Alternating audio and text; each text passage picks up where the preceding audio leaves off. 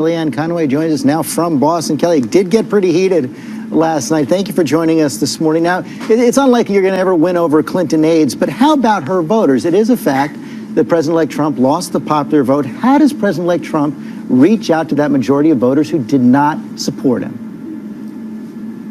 George, he keeps doing what he said he promised to do on election night, which is be the president of all Americans, including those who did not vote for him. And he's already reaching out to people in many different ways. Look, I understand it was a bruising campaign. I understand the Clinton team and most people in America never even thought about the possibility that the other candidate, Donald Trump, might win, but he did. And he won 30 of 50 states, and he won 2,600 counties, and he turned 200 counties that President Obama had carried over to the Donald Trump column. That doesn't happen because of a Jim Comey letter. That doesn't happen because of media coverage. It happens when you have a message that connects with Americans. And you saw that message on display yesterday in Indianapolis.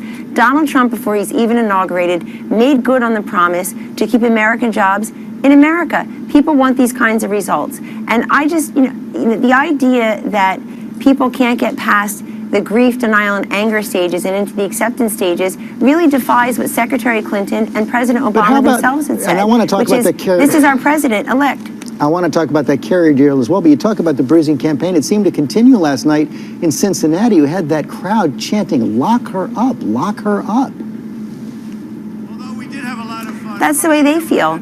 And there will be officials who are in charge of such things in the Trump administration who may look at that again. But Donald Trump made very clear last week as the president-elect that he's moved on from that he's more focused on things like health care, immigration, bringing jobs back to America. So you're suggesting now that the Trump administration may actually pursue prosecution? No, I'm not suggesting that at all. That would be something I would not be able to say.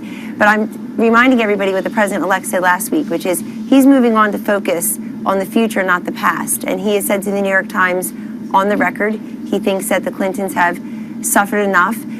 Of course, the Department of Justice, the different committees, the FBI perhaps, can take a different look, but nobody expects that. Nobody's talking about that right now. And I think yesterday was just a great day for him to go and say thank you to 18,000 people at a rally in Cincinnati. Thank you to Carrier for working with this would-be administration and keeping these 1,000 jobs here in America. That's what people wanted. They voted for results.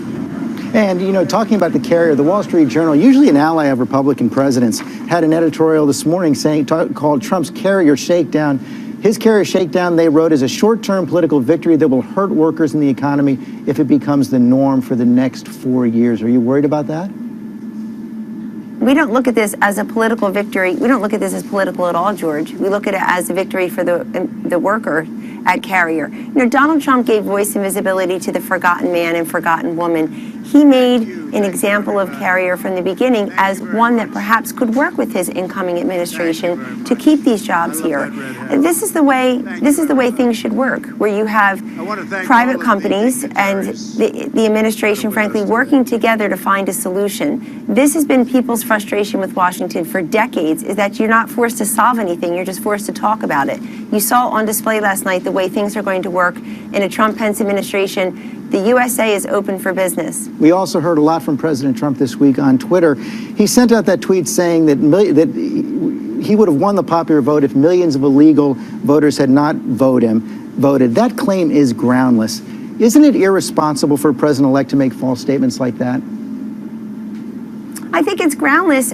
Talk about fake news. The fake news is that somehow the popular vote is more important than the Electoral College vote now. I mean, I watched ABC and other networks religiously, George. All I saw was Road to 270. I never heard Road to popular vote. Kellyanne, that's not what I asked. No one is questioning the victory. I said, is it appropriate, is it responsible for a president-elect to make false statements like that?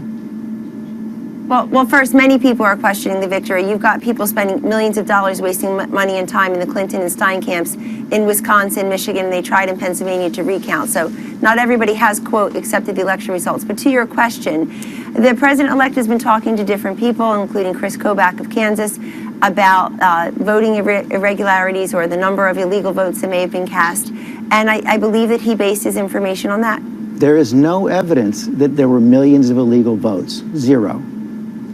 There's also no evidence that a recount is going to change the results in Wisconsin, Michigan, and Pennsylvania. But we, the victors, continue to be, we're the only people asked about the election results and about who voted and who didn't vote. But this whole discussion about the popular vote it's frankly, it's frankly an outshoot by those who can't accept the election results as to why the election results, where the people have spoken and given Donald Trump well over 270 electoral votes, 306, including states like Michigan, Wisconsin, and Pennsylvania that Republicans have not won in decades. They're just trying to deny him his rightful victory. And I think those who won't accept the election results and are engineering this millions of dollars waste of money in these states recounting the vote, George, really should be asked the question, why can't you allow this president-elect to form his government the way President Obama and Secretary Clinton have suggested they would like him to do? Is that statement by President-elect Trump true? I'm sorry? Is that statement by President-elect Trump true? Well, he's been receiving information about the irregularities and about the illegal votes, particularly from sources, officials like Chris Kobach, as I mentioned. But he is messaging to his supporters and to the rest of the country the way he feels, just the way the Clinton team is pretending that the scapegoat in this election is Jim Comey, pretending that a lack of an economic message for those who feel that their jobs are being threatened is sufficient, a lack of a message that really gave a visionary, uplifting, aspirational way of looking at things in those closing days. I mean, Hillary Clinton's message was all negative.